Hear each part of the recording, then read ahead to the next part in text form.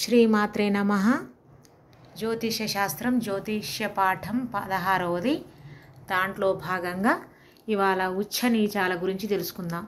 ఉచ్చ అంటే అభివృద్ధి చెందడం, బాణం గుర్తు పైకి ఉంటుంది.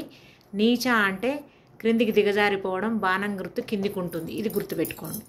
ఇప్పుడు ఏ గ్రహాలు వాళ్ళ సొంత ఇళ్లలో ఎప్పుడు ఉండవు, గ్రహాలు నిరంతరం మారుతూ ఉంటాయి. కాబట్టి 7 గ్రహాలకి సొంత ఇల్లు ఉన్నాయి, ఛాయాగ్రహాలకు అద్దె ఇల్లు ఉన్నాయి.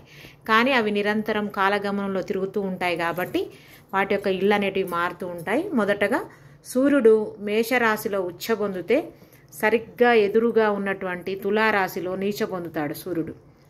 శని మేషరాశిలో నీచ పొందుతాడు. సరిగ్గా 7వ ఇల్లు అయినటువంటి తులలో ఉచ్చ పొందుతాడు శని భగవానుడు. ఇక తర్వాత వృషభంలో చంద్రుడు రాహు ఉచ్చ పొందుతారు, కేతువు నీచపడతాడు. మళ్ళీ దానికి సరిగ్గా వ్యతిరేకంగా 7వ ఇంట్లో వృశ్చిక రాశిలో చంద్రుడు రాహువు నీచ పొందుతారు, కేతువు ఉచ్చపడతాడనమాట. ఇక కర్కాటకంలో తీసుకున్నట్లయితే కుజుడు నీచపడతాడు, బృహస్పతి ఉచ్చ పొందుతాడు.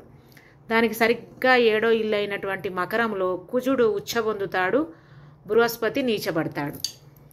తర్వాత కన్యారాశి తీసుకున్నట్లయితే కన్యారాశి కన్యాలగ్నంలో బుధుడు ఉచ్చ పొందుతాడు, శుక్రుడు నీచపడతాడు.